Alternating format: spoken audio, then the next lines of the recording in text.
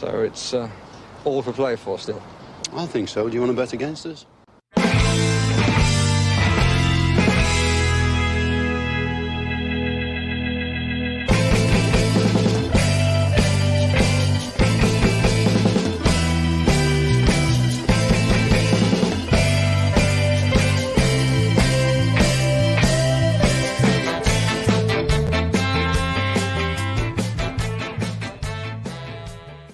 Hello, Aston Villa fans, and welcome to For the Love of Paul McGrath podcast. And this is definitely a podcast I didn't think I was ever going to be doing.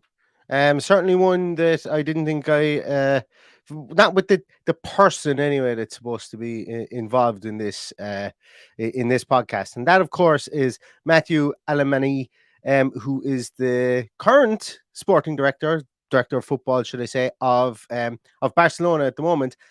And overnight, it broke, whereby it looks like he is going to be the new sporting director / director of football of Aston Villa Football Club, which is, to be honest with you, is quite a coup if Aston Villa can pull this one off. And I'm going to go into a bit of detail with regards to who Matthew Alemany is. I also have somebody potentially lined up to come on and talk to us about him and his tenure specifically within Spain. And it's somebody in Spain. It's somebody that knows that knows what the lay of the land is, I suppose, with regards to sporting directors, how involved they are in transfers and stuff like that. I'm hoping they're going to come on. I may not be able to make it work, so I kind of shouldn't really say anything. But for today, I'm going to take a little look down through who Matthew Alemany is and what he has done throughout his career, I suppose, really, since he has been a football administrator. And I think it's very important. I'm going to keep on utilizing the word football administrator for him, because I think there's been a small bit of, how will I put this? There's been a small bit of cross wires, I think, along the way that this guy is the 100% whole package of a scouting department and so on and so forth. He's very much an administrator of a football club with regards to, he has, we'll see it in a moment, he has a law degree, which he got in 1985 from when he was living in Mallorca. And he also has a master's in financial accounting as well. So he really does come from the background of process, procedure, documentation, knowing his way around deals, I suppose, really. So the football side of things is something he has learned, and he's definitely come up through the ranks. He has served his apprenticeship in football administration. Absolutely has served his apprenticeship. 1993, he got involved with Mallorca, and he's worked his way up, as I say, since. But why am I telling you about this now? How's about we take a little look at some slides. Yes, I know a couple of people have said Fabrizio has all but confirmed the deal is done. I also, so should I say this? I got it's mad. The internet is an insane place, okay? The internet is an actual insane place. Me, a guy sitting in my little podcasting boudoir here in Ireland, got a sniff that a new sporting director was going to be announced about 2 nights ago, and there was 2 names thrown out, and this guy's name was one of them.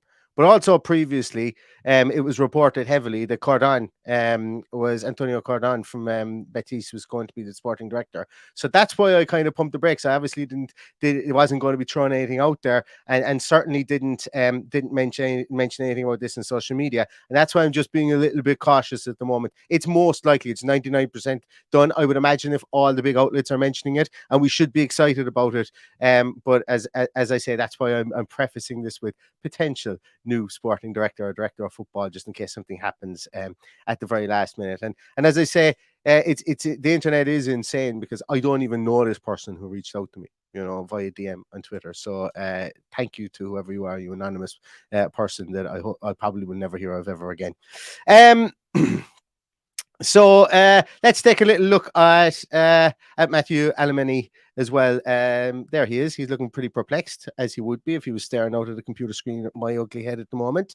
So one of the big things, well, let's just read down through the what really kind of broke, I suppose, first yesterday. And I don't know, was it first? It was in around the same time. So Barcelona released a statement, and this is a statement, and it says that Barcelona director of football Matthew Alemany will end his time at the club on the 30th of June to begin a new professional project.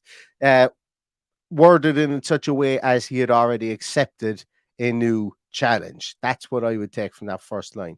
Despite having a contract until 2024, Matthew Alemany has informed the FC Barcelona president, Joan Laporta, of his intention to take a new path in his career, but at the same time assuring that he will complete the summer transfer market with the club. I have no idea what that means. When he's going to join Aston Villa Football Club, what this complete the summer transfer market with the club means. I'm not 100% sure there. And there's even more ambiguity when you look at the next paragraph here, which says, therefore, despite formally leaving the club on the 1st of July, thanks to an informal agreement, Matthew Alemany will commit himself to completing the first team's transfer business this summer, even if it should be at the final moments of the transfer window. Now, is that uncommon? I would imagine it's uncommon the way it's phrased here.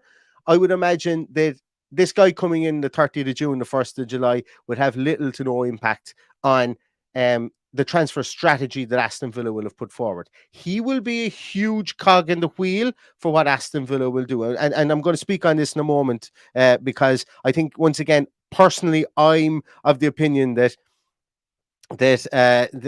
he's part of a structure that's going to come in at Aston Villa, and we'll speak about that in a moment. So is the fact that this guy is going to be helping Barcelona out with their transfer dealings after his contract is finished a worrying thing? It's not a worrying thing for me. It's just uncommon, is what I would say. But him coming in the 30th of June or the 1st of July, should I say, he's not going to blow up our summer transfer plan and come in and start putting his stamp on it all over the place. He'll be utilised on a consultancy basis, I would imagine, maybe with some negotiation pieces as well, which I'm going to get onto in a moment, because when we look back at his transfer strategies, how he's worked the transfer market for previous clubs before, or how he's negotiated those deals, I think we might understand why he's going to be quite a vital cog in the wheel for Aston Villa this off season as well. So it goes on to say the incorporation of Matthew Alemany into the first team structure following Joan Laporta's victory in the presidential elections, blah, blah, blah, blah. I don't even need to go down through the rest of it. Those two paragraphs are the main thing there to keep in mind. While this guy is potentially going to become Aston Villa sporting director, we will not see his footprints or his fingerprints on this within this coming transfer window in the main. So what does that mean? Let's take a little look at something here. So before we go on, actually, these are just some of the tweets that have come out recently. So as you said, you guys saw there, Fabrizio Romano is convinced that it's happening. David Ornstein also convinced that it's happening, and the wonderful Villa Report. Villa Report, if you watch this, you do an absolutely superb job aggregating the content online, and you are the original and the best at doing it. And thank you very much, because when something pops up and when I get a notification and you've put it out, I know that it's from a decent source, and it gets me excited. So thank you very much to Villa Report, whoever you are. Whoever you are. And if you ever want to come on the podcast anonymously and talk about what you do, that would be absolutely fantastic too as well. So let's take a little look at Alemany's biography. As I said here, he does have a law degree. I'm going to speak a small bit on this in a moment once I go down through the pit on the left-hand side. He also has a master's in financial accounting, which I've mentioned before. And he had a failed run at the presidency for the Spanish Football Federation in 2009 as well, which I think is interesting. Sorry, 2000, was it 7 or 2009? I can't remember. Which I think is interesting as well, because he obviously would have been held in high regard to have even been put forward for the position, never mind have a run at it as well. And at that time, he would have been 50-ish, I think. No, it would have been less. It would have been in his late 40s, because he's 60 now at the moment. So I think that's interesting. Now, why am I focusing in on the fact that he's got a law degree and a master's in financial accounting? I think that's really important when we look at the structure that Barcelona had, or the structure that Barcelona still have at this moment in time. And why I think that it gives an insight into Aston Villa's, the potential structure Aston Villa are going to have. If we're going to start playing with the big boys, we need to have a big boy structure in place. We need to, it's good. And for me, I think that there still is a place for Johan Lange, I think there still is a place for Christian Purslow. This guy doesn't come in here and blow them out of the water.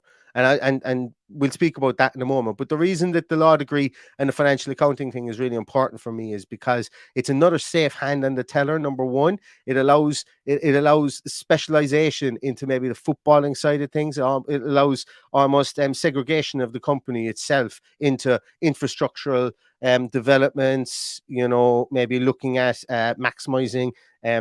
I don't want to start saying the dirty words of like maximizing profits and funds off the field, and then allowing somebody to manage then everything on the field as well. So the segregation of those two areas, potentially that's what could happen here, because Alemany has got that's what he did at Barcelona, and he did it really, really well.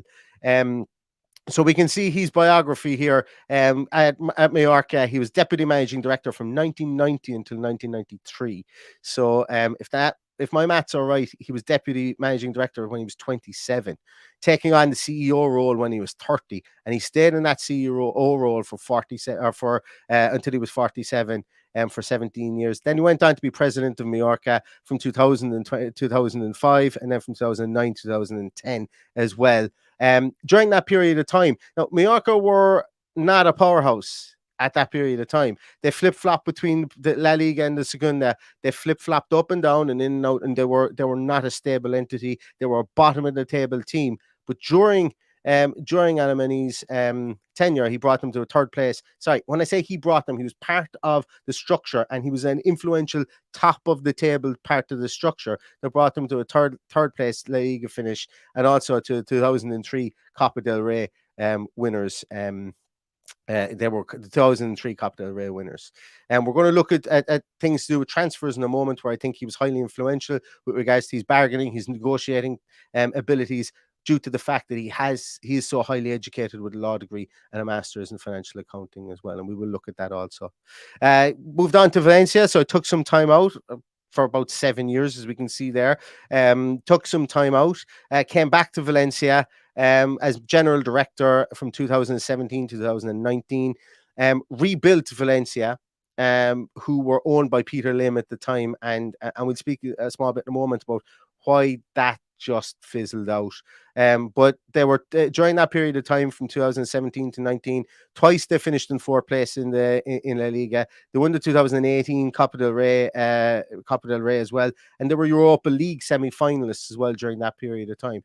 Valencia were very much in the European wilderness for years. Peter Lim bought them, injected some money into them. Alemany was pivotal in hiring Mateu for the managerial job there as well.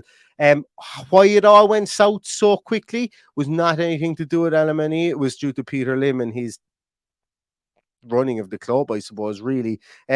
Basically, there was an agreement between the two. The Alemany said, listen, I'm out of here. They sacked Mateu and they brought in Alberto Salades. And there was no consultation with the general director. He felt that he was being undermined. He didn't want Mateu to leave. And it was just a simple case there whereby when the rug was pulled out from under Alemany, he decided his tenure, his time there was untenable, and they had a tete-a-tete, I suppose, really. And both of them decided that he should leave. And since then, Valencia have not really reached those heights since. So once again, he went in there. He had to do a real rebuilding job at Valencia as well. And he hired the right manager at the right time as well that got them kicking on as well, which was interesting. Then takes a couple of years out, which I like. I like about this measured, not scattergun approach, waiting for the right opportunity, sitting on his achievements as opposed to just bang, bang, bang, get the next job, stay relevant. Takes 2 years out, or a year and a half or whatever, and Barcelona come knocking. Now, Barcelona were in the absolute horrors and the depths of despair, as we all know, because of their financial meltdown that I don't know how to pronounce his name. Is it Bartomeu? Left them in. So he was the president from 2014 up until 2020, and he didn't really leave them in a healthy position, as we all know. Panicked after Neymar was sold, and then went and just scattergunned, leveraged the club's future, and somebody had to come in and try and mop it up. and step forward Alemany. So he's come in, and we're going to take a look at his strategy, I suppose. Number one, and what we always look at, or what we as fans more so look at, really, is how did he mold the squad, how did he maneuver around the squad situations that he had, and what has he put in place going forward as well. And as I say here, he was in there, and in 2 short years, they hadn't won La Liga since 2018-19 season, and they're going to be likely, as I've put in there, likely La Liga winners, barring an absolute capitulation so far. So the guy has a plan. The guy is known for planning. He's known for coming in. He's known for putting structures in place, allowing the football side be the football side, while overseeing it in a manner that is congruent and measures up with what the expectations of the footballing side is from the operational side of the club as well. So I see a couple of people in the comments asking what his role will potentially be. So let's take a look at the Barcelona hierarchy. And this is very, very how am I going to put it? This is kind of diluted kind of hierarchy. So we have Joan Laporta at the very, very top as the president. Then we have Rafael Yuste, who's the director of the sports area, which he basically looks after. So Barcelona are a sporting entity. They've got basketball teams. They've got volleyball teams. They've got all this futsal and everything. And Rafael Yuste oversees that. And then underneath him, then from the footballing point of view, was Matthew Alemany, was the director of football. But he also worked alongside Jordi Cruyff as the sporting director. And then underneath them, there was the director of Spanish scouting, which was Jose Maria Baquero, who former Barcelona player, and Juan Soler as well was the director responsible for youth football as well. So the structure, the hierarchical structure that they had in Barcelona is interesting, because when we look at underneath it, so if we look at the president, and we have the president there as Suarez and Edens, then we look underneath it that the director for the sports area as such would be Christian Purslow type person, somebody who overlooks kind of the infrastructural side of things, makes sure that the trains run on time, essentially. And then you get down into it here. You have Matthew Alemany and Jordi Cruyff alongside each other. And this is where I think he fits in with Aston Villa. I think that he comes in there probably one step above Johan Lange, but I think that Lange stays, because I think they like him in and around the building. I think he's got I think he's scouting processes that he's brought in there. While people may not agree with them, or while people may not agree with that he's gotten every scouting and transfer right, because he hasn't. I think that the methodologies he's brought in there are 21st century. I think that there's something that the club needs to have in place and build upon. And I think it was always going to be a long-term project with somebody like that. But bringing in this guy Alemany over him to maybe oversee the project a small bit more and allow for specialization within those roles works well for me. Remember as well, we brought in Benoit, I can't pronounce his name, the guy from Betis that was supposed to come in with Antonio Cardon. He's come in. He is a strategic transfer analyst as well. He's also come in to work with Johan Lange so far, or rumored to be coming in to work with him.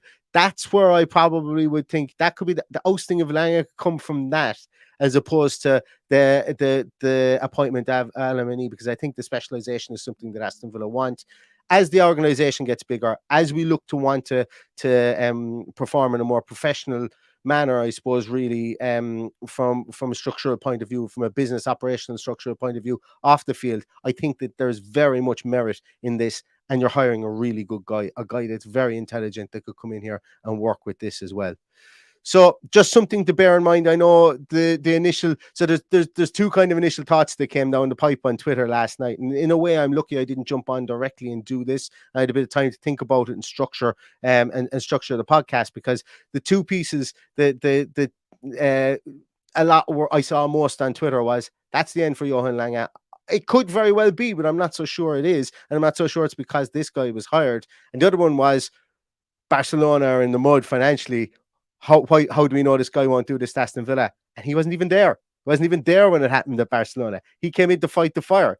He was the fella running around with the pail of water for the last 2 years at Barcelona as well. Yes, Richard Edwards makes a good point as well. This could all tie into the overall footballing structure of our partnership clubs as well. Having somebody here with the organizational savviness of a law degree and having a law degree of an accounting degree to oversee the whole project of V Sports, There's going to be somebody who's going to need to do that as well, while the other two boys concentrate on making their money in their other areas of expertise, the likes of Suarez and Edens. Because remember, they got to keep the money coming in from somewhere, because it certainly isn't Aston Villa that's making them money. And that will probably be something that will be up to Christian Purslow. And then that will take the burden off Christian Purslow looking at after the footballing side of things, which I think we can all pretty much agree. He's been hit and miss with the footballing administration part so far.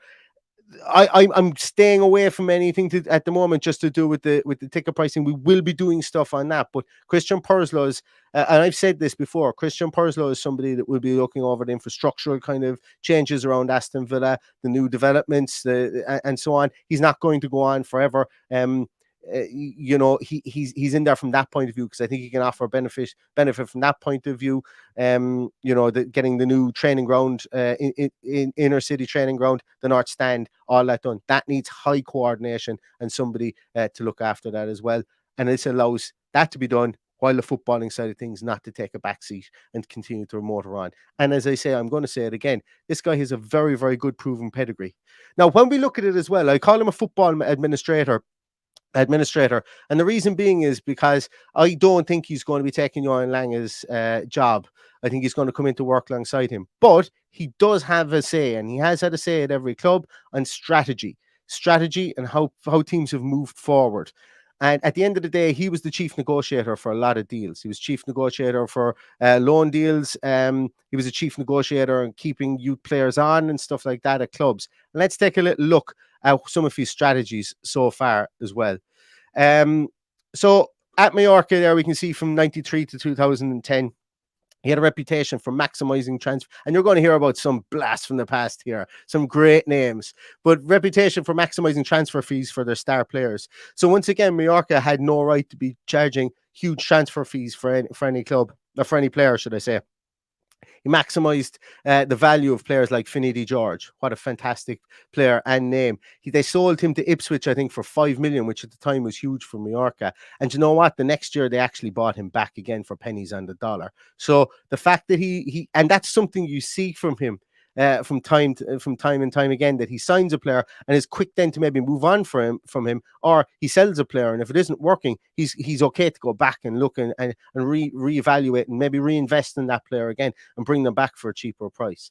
Also, players like Alberto Luque, who's I'm sure anybody who's watched La Liga in the early 2000s will know of as well. And his big one then is Samuel Eto'o. Samuel Eto'o maximized the transfer fee on that to make a 20 million profit on somebody in 2004 was absolutely monstrous money, specifically for a club like Mallorca. And he took a chance on him signing for 4.4 million from Real Madrid's second team, essentially, and it worked out really well for him. One of the biggest things that he had to do when he was with Mallorca, and I think it held him in good stead, was he was comfortable working with scouting and finding players for lower fees as well, because they weren't the richest club in the world, and he had to do that. And some of the names there are Samuel Eto'o, Felipe Melo as well, who has only recently retired. He played with Galatasaray, he played with Brazil as well. And then Juan Arango as well, who he brought into Mallorca, sold him on for quite a healthy profit. I think it was like 9 million to Borussia Mönchengladbach as well, back in the day too. So, he was okay with bringing players in for low fees and selling them on. His transfer strategy as well was he was okay with overturning squads if he needed to. And bringing players in that fit, that fit financially and the way the team played as well. Moving on to Valencia, he was given a small bit more cash. What he did here was he showed good control of the market, supplementing loan signings who later signed permanently. And a couple of those guys were Kondogbia, Gonzalo Guedes, and then I can't remember his first name, but Murillo, the Colombian centre half who signed from Inter Milan. They were initially brought in on loans and then were signed then afterwards. So he knew he had to be frugal with his money, loan, to try before you buy market, and then agreed those prices and brought them into the club then as well afterwards. He was also elevated youth like Ferran Torres. Anyone ever heard of him? He actually signed Ferran Torres twice, signed him from the youth team up to Valencia, and then he signed him again when he was with Barcelona from Man City. And Ferran Torres is only 23 years of age. I just like to throw that one out there. And there's also a certain Kang In as well there, who we've been linked with and linked to it and linked to it. And you know what? This guy coming in makes me think that it's all the more plausible that we see Kang in a Villa shirt next season as well. He also sold well at Valencia. He brought in like 40 million for Cancelo at Valencia. So he knew the right time to sell. They could have kept the left back in Cancelo or right back or whoever he was playing at the time for Valencia. They flogged him off. They got the 40 million. They reinvested it. And as I say, Peter Lim just decided to get toxic at the wrong time. He also sold Matt Ryan, which at the time people thought was an aberration. But he sold Matt Ryan and he actually replaced him with Neto, Brazilian goalkeeper Neto. Sold Ryan for 6 million, replaced him with Neto for 7 million. And, Matt Ryan went to Brighton at the time and then onto Arsenal. And I can't remember where he is at the moment. So then at Barcelona, what he had to do was, as I said, he had to fight the fire caused by Bartomeu, who created the financial disaster of Barcelona. And to do this, he had to adopt a very, very stringent strategy. He signed players and free transfers to maximize their sell-on fees. He signed Pierre-Emerick Aubameyang for free transfer, sold him for 12 million 9 months later. Bought Depay, brought him in a free transfer, sold him for 3 million. I know 3 million was a decreased fee, but they made transfer fees back in them. And if you remember about the amortization of contracts, you sign somebody in a free contract, you pay them X amount of wages. Then with regards to your financial accounting, if you sell them off, bring in a transfer fee, and then you get their wages off the board as well, you're actually making massive positive pluses within the financial stream again. So remember, he's got a degree in law, he's got a degree in financial accounting. He's done something here with two players, brought in 15 million plus the savings into the future of their contracts from amortization. He also sold squad players for high prices, including Junior Firpo, 15 million for Junior Firpo. Emerson Royale wasn't getting a chance, getting in there. I think he bought him for something like, oh gosh, I'm open to correction this. I think they bought him for like 12 million and then sold him for 26 a year later. It's like a 14 million increase. He sold us Coutinho for 20 million.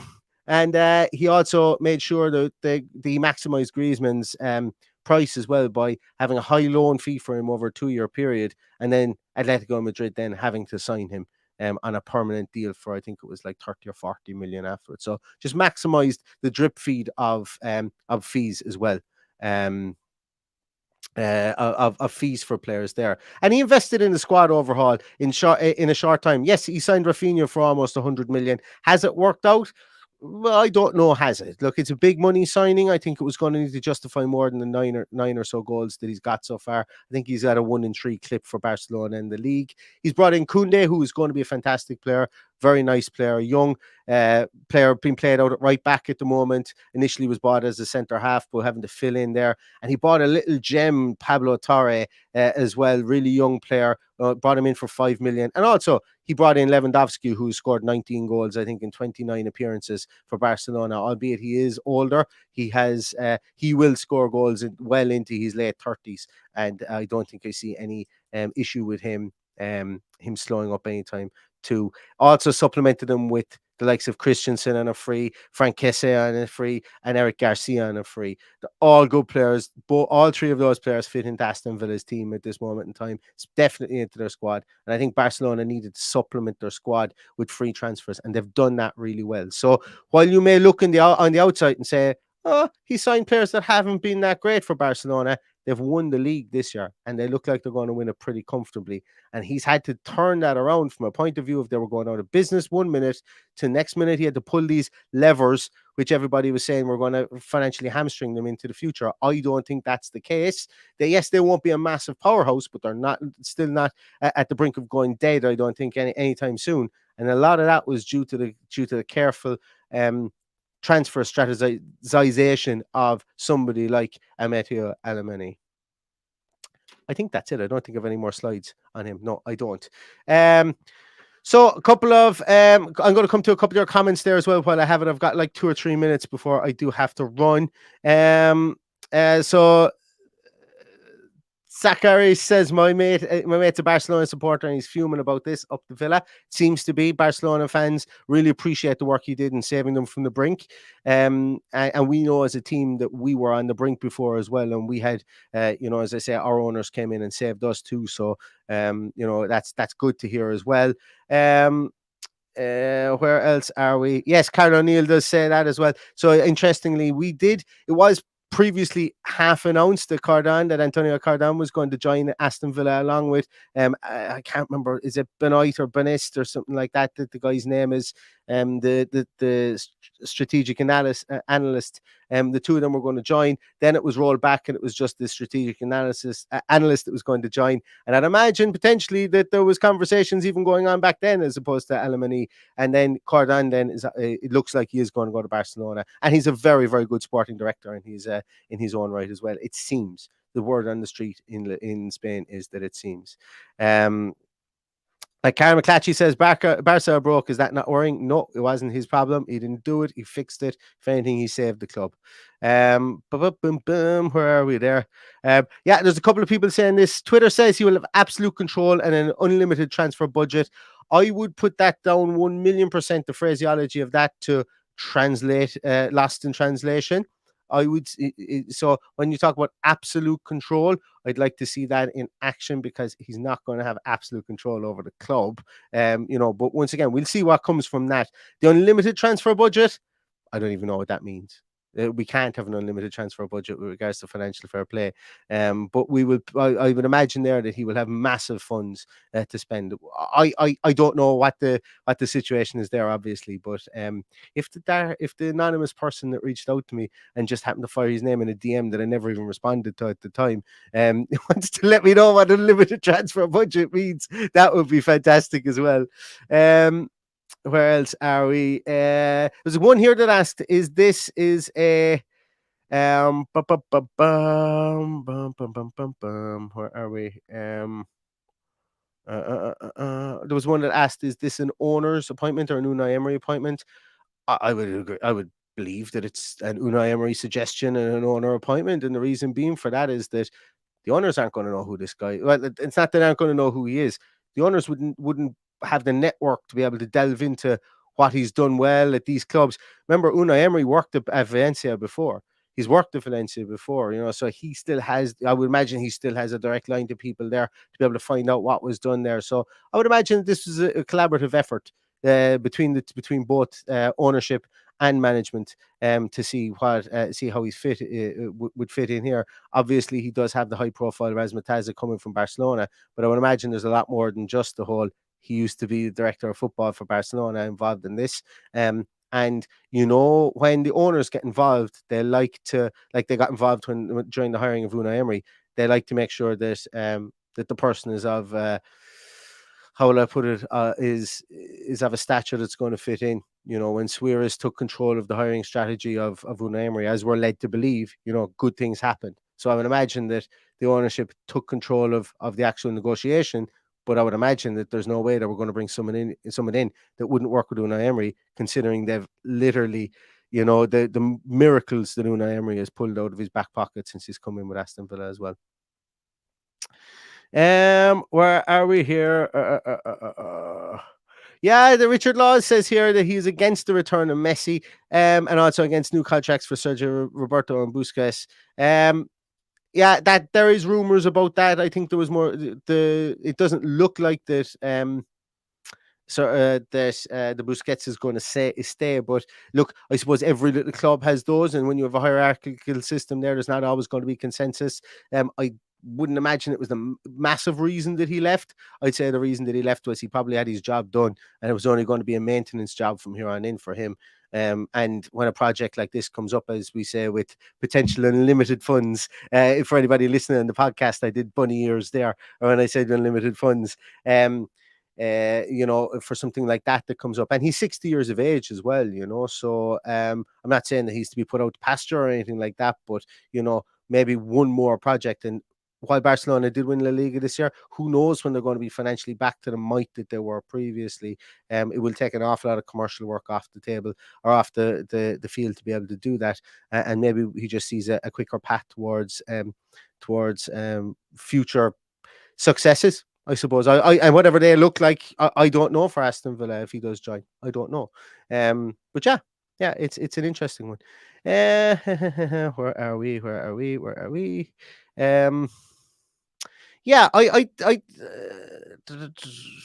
if you guys like this, can you please give it a thumbs up? And if you like what we put out in the podcast, can you subscribe if you haven't already subscribed? I would absolutely love that. It would mean an absolute loads to me. So I'm just going to leave you with that, everybody. We'll talk to you again later, and all that's left to say is up the Villa.